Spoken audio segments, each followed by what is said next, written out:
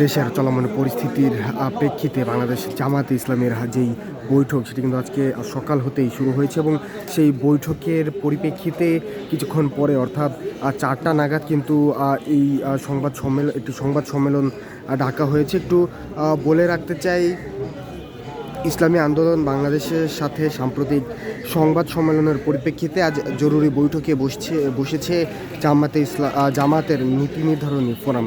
তবে আসন সমঝোতায় ফাঁকা রাখা 47টি আসনের বিষয়ে তাৎক্ষণিকভাবে কোনো সিদ্ধান্ত জানানো হবে না বলে জানিয়েছেন জামাতসহ 10টি দল।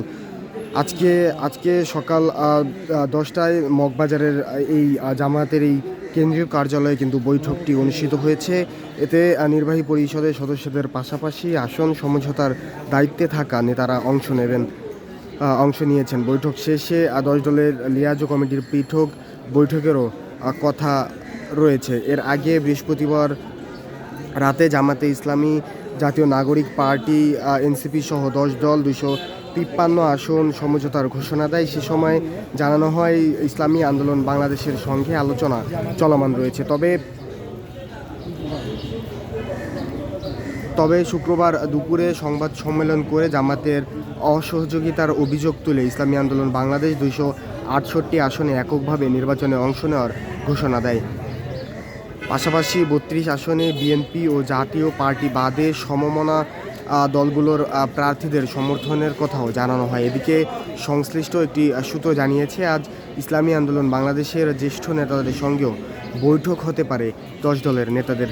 মনোনয়ন প্রত্যাহারের শেষ দিন পর্যন্ত দলটিকে 11 দলীয় জোটে রাখার চেষ্টা চালানো হবে। সে প্রচেষ্টা ব্যর্থ হলে ফাঁকা 47 আসনে পরবর্তী সমঝোতার ভিত্তিতে প্রার্থী দেওয়ার সিদ্ধান্ত নিতে পারে 10 দল।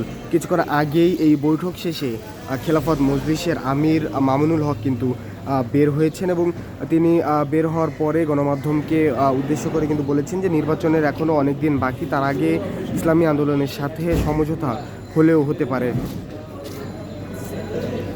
আজকে সকাল 10টা থেকে কিন্তু রাজধানীর মগবাজারে বাংলাদেশ জামাতে ইসলামী যে কেন্দ্রীয় কার্যালয় রয়েছে সেখানে ইসলামী আন্দোলন বাংলাদেশের সাম্প্রতিক সংবাদ সম্মেলনের পরিপ্রেক্ষিতে আজ জরুরি বৈঠক বসেছে।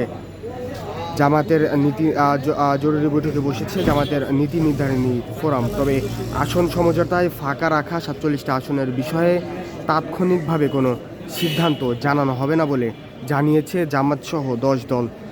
আজ সকাল 10টায় কিন্তু জামাতের এই কেন্দ্রীয় কার্যালয়ে বৈঠকটি অনুষ্ঠিত হয় এবং এতে নির্বাহী পরিষদের সদস্যদের পাশাপাশি আসন সমঝোতার দায়িত্বে থাকা নেতারা অংশ নিয়েছেন। বৈঠক শেষে 10 দলের লিয়াজোর কমিটির পৃথক বৈঠকেরও কথা রয়েছে। এর আগে বৃহস্পতিবার রাতে জামাতে ইসলামী, জাতীয় নাগরিক পার্টি, এনসিপি সহ 10 দল 253 আসনে সমঝোতার ঘোষণা দেয়। সে সময় জানানো হয় ইসলামী আন্দোলন বাংলাদেশের সঙ্গে আলোচনা চলমান রয়েছে। তবে সেই বৈঠকে কিন্তু সেই সংবাদ সম্মেলনে কিন্তু ইসলামী আন্দোলন বাংলাদেশের কোনো প্রতিনিধি ছিল না এবং এর পরিপ্রেক্ষিতে শুক্রবার দুপুরে সংবাদ সম্মেলন করে জামাতের অসহযোগিতার অভিযোগ তুলে ইসলামী আন্দোলন বাংলাদেশ 268 আসনে এককভাবে অংশ নেওয়ার ঘোষণা দেয়। পাশাপাশি বাকি 32টি আসনে বিএনপি ও জাতীয় পার্টি বাদে সমমনা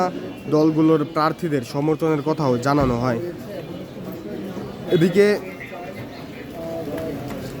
সংশ্লিষ্ট একটি সূত্র জানিয়েছে, আজ ইসলামী আন্দোলন বাংলাদেশের জ্যেষ্ঠ নেতাদের সঙ্গেও বৈঠক বসতে পারে 10 দলের নেতারা। মনোনয়ন প্রত্যাহারের শেষ দিন পর্যন্ত দলটিকে 11 দলীয় জোটে রাখার চেষ্টা চালানো হবে।